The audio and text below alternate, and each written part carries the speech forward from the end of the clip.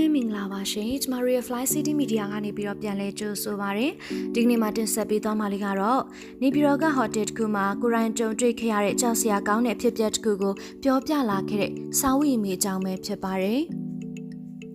ပရိသတ်ကြီးရဲ့ခုတစ်ခါမှဆိုရင်တော့တရုတ်ဆောင်စာဝတ်ရည်မြေကသူမို့ကိုရိုင်းကြုံတွေ့ခဲ့ရတဲ့အဖြစ်ဆိုးကြီးကိုအခုလိုမျိုးရှင်ဖွင့်လာခဲ့ပါတယ်နော်စာဝတ်ရည်မြေကသူများတွေတရေချောက်ခံရကြောင်းပြောနေကြလို့ကိုလည်းပြောပြအောင်မယ်ကိုပဲတရေချောက်ခံရတာလားအဲ့ဒီညကလက်ဖက်တွေစားပြီးအိမ်လိုသွေးလီချောက်ချပြီးဘလူးစီးတာလားပဲအမေကတော့အဲ့လိုပြောတာပဲ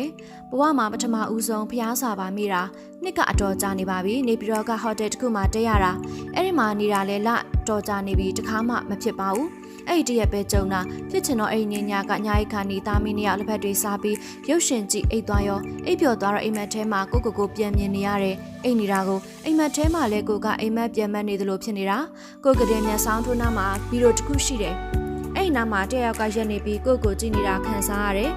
တယောက်ရှိနေတာကိုလည်းသိနေတယ်အမေကဟိုဘက်ကတဲ့မှာအိမ်နေတာအမေကိုအိမ်မက်ထဲမှာလှမ်းခေါ်တယ်ခေါ်လို့မရဘူးအမေအတန်နဲ့လုံးဝမထွက်ဘူး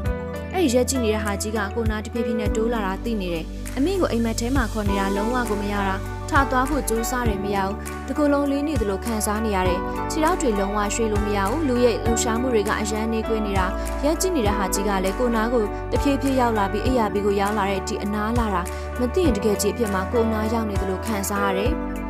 အဲ့လိုရက်ကြည့်နေတာကကိုအတန်မထွက်နိုင်မလုံနိုင်မှန်းသိသလိုရှိသလိုလုံနေပြီးအနားကိုပို့တိုးလာတာနောက်ဆုံးမှသူမျက်နှာနာရောက်ခါနီးမှကို့မှာရုတ်တရက်လန်လို့သွားပြီးအမေကိုလမ်းကြည့်ပြီးအမေကတင်မော်ပြေးတက်ပြီးအမေဘေးမှာအိပ်ရတယ်အမေကဖျားစာဆိုပြီးပြန်အိပ်လိုက်ပြောလို့ဖျားစာတော့မှဩကတာပြီးရင်ဘာဆက်လာမှန်းတော့မသိတော့ဘဲနဲ့ပါဇက်ကမထွက်နိုင်ပဲမိတဲ့အထိဖြစ်သွားတာ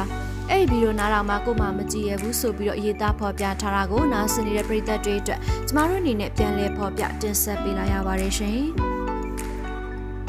ဆက်လက်ပြီးဒီပမှာရှိနေပေမဲ့မတွေ့ရကြပြီးဖြစ်တဲ့ပရိသတ်တွေအတွက်သူမရဲ့ပုံလေးတွေကိုမျှဝေလာတဲ့အဆိုတော်ယူဇနာစတဲ့သတင်းလေးကိုလည်းတင်ဆက်ပေးသွားပါဦးမယ်ရှင်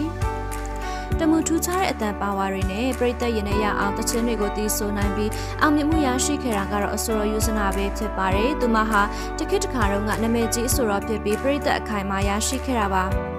အဆိုတော်ယူဇနာဟာအိမ်အောင်ကျသွားပြီးတဲ့နောက်ပိုင်းမှာဂီတာလမ်းကြောင်းပေါ်မှာမြင်တွေ့ရတာနဲ့ပါလာခဲ့ပါတယ်။အားပေးနေတဲ့သူမရဲ့ပရိသတ်တွေကတော့သူ့ရဲ့သချင်းအသစ်တွေကိုစောင့်မျှော်နေကြဆဲပဲဖြစ်ပါတယ်။ဒီနေ့လေးမှာတော့အဆိုတော်ယူဇနာကချစ်ရတဲ့ပရိသတ်ကြီးကိုသူလည်းတတိတရရှိနေပြီးနေကောင်းကျမ်းမာကြရဲ့လားလို့မေးလာခဲ့ပါတယ်။ဒီသက်ရှင်ယူဇနာကိုအားပေးကြရဲ့လားချစ်ပရိသတ်ကြီးရဲ့ဟုတ်ကဲ့ပါကျမတို့ရဲ့တင်ဆက်ပေးမှုအစီအစဉ်လေးကတော့ဒီမှာပဲပြီးဆုံးပါပြီရှင်အခုလိုနာတော်တာဆင်မိကြတဲ့အတွက်ပရိသတ်များအားလုံးကိုကျမတို့အနေနဲ့ကျေးဇူးထူးပဲတင်ရှိလိုက်ရပါတယ်ပရိသတ်များကိုစိတ်နှဖျားရှင်လန်းချမ်းမြေ့ကြပါစေရှင်